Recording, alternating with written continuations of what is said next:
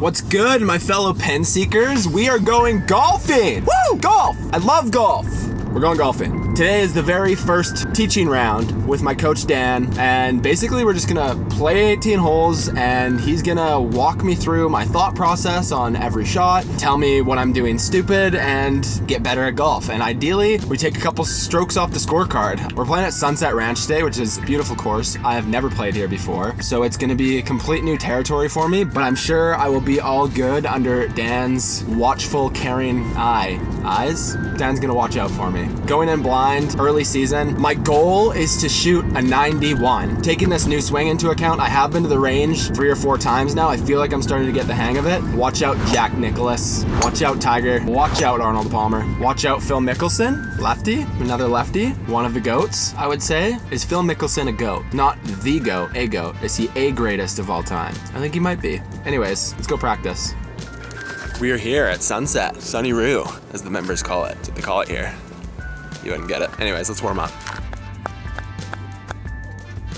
We're back with the main man, Dan. We're having our first teaching round. First playing lesson with the pro, as they call it. We're just gonna ask a lot of questions, see how you play different holes, what your thought process are, really work on course management. If I can shoot like a 91 today, I would be over the moon. Well, I saw some of the other content you posted before about how you played the hole, set the course record in a bad way, I think. Yeah. Well, we're gonna talk about some things about how to improve that and how to like manage your score. So really looking forward to it. Let's get after it.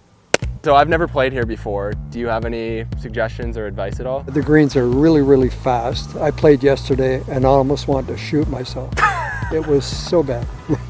Okay, so lightning fast greens. Yeah. Right away, like every time I come up and I tee off, I hit a shot, you'll probably notice my routine is like the same. Okay. And that's what you want to emulate, just always have the same routine. Stand behind the ball, pick a target. I mean, there's 2 green trees kind of straight away to the left of the big one there. Intermediate target being this little piece right there type of thing. Yep. And then just go for it, play free. Make it sound so easy. Can I outdrive Dan? What a feeling that would be. I'm with ya. Okay. Feel pretty good about that.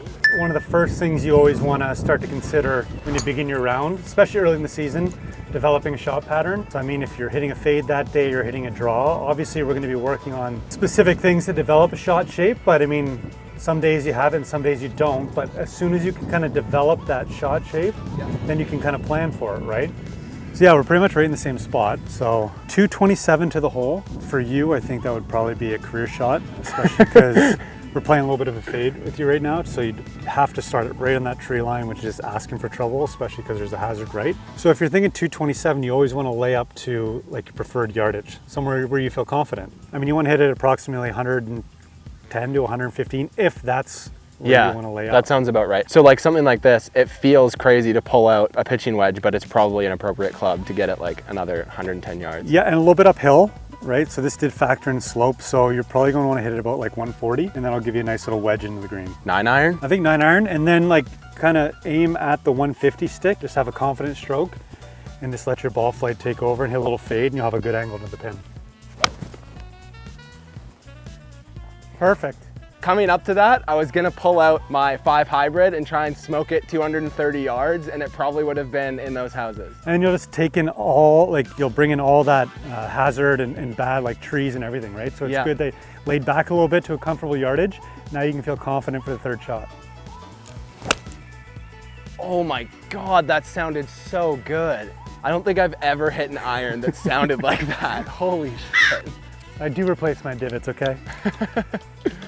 I would more so go either a 56 with your sand wedge or 52 and half shot. Half shot, okay.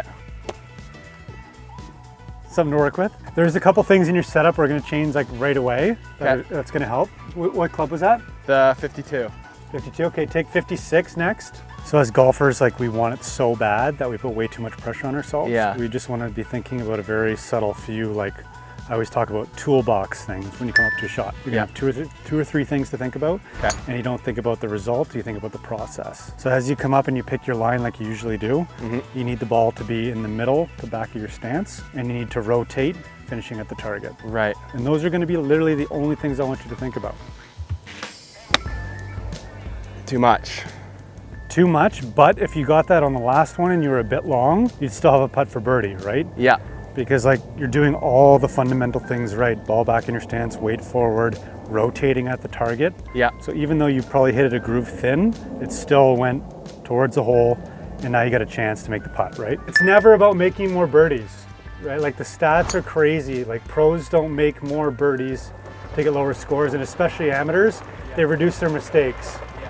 So when you set the course record in a bad way the other day, it's because you like compounded mistakes, right? Sure. So we want to get to a place where like you're kind of limiting those compounding mistakes, and then you're like the worst score you're going to make is a 5. And that's going to bring down your score substantially, as opposed to a 7, 8, 9. Those are hard to recover from. Would you putt that? Like we're pretty close to the fringe. It depends how confident you're feeling. The course is pretty dead. It's early in the year. Like I wouldn't even be opposed to you putting this. I'm just afraid because it's a downhill, and I know like he said, the greens are super fast. Yeah. So like Marshall's already getting in our heads, eh? Yeah. Honestly, on long putts like this, I always want you to come up, see where you're at about halfway. Then you can kind of pick a spot, which is good for lag putting, right?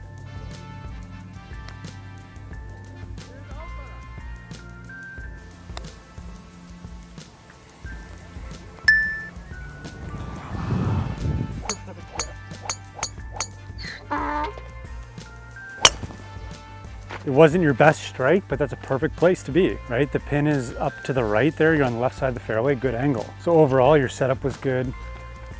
Your routine was good. Like that's a success, right? Yeah. Focus on the process, not the result, and the Right. results will come. Tip, very important.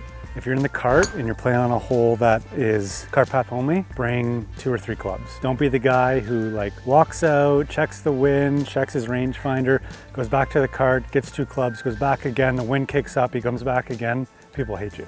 Don't be can't lay. Yeah, don't be can't-lay, exactly. 124 it says.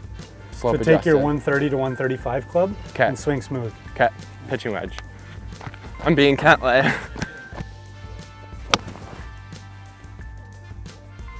Come on, Let's go. let's go.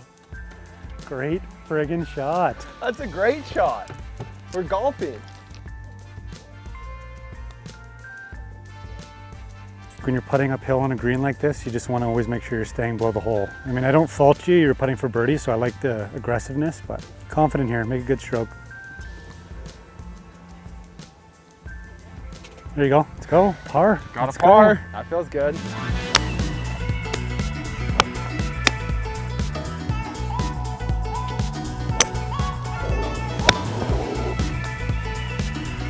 It's a good stroke.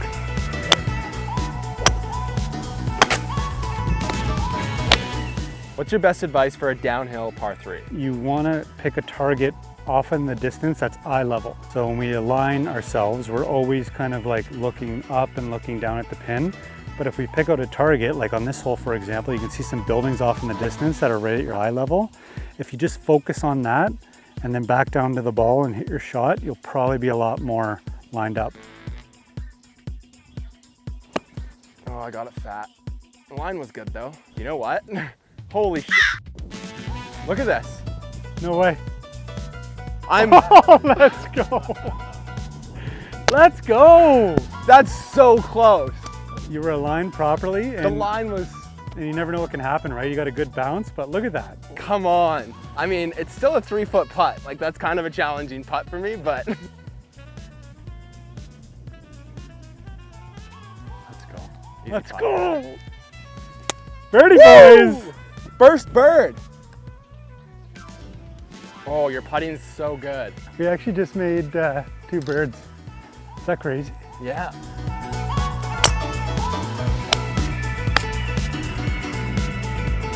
Wow. Really good.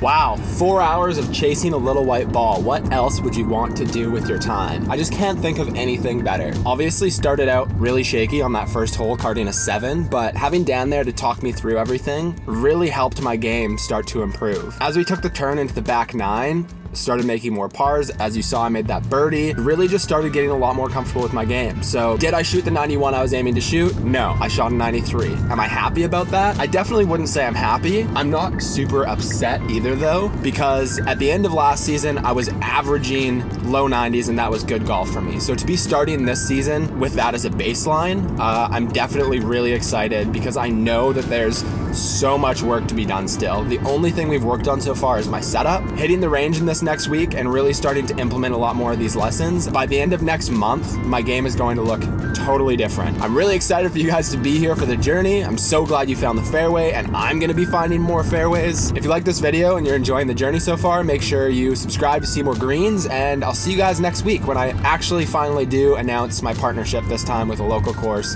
It's gonna be sick. Fired up. See you there. Peace.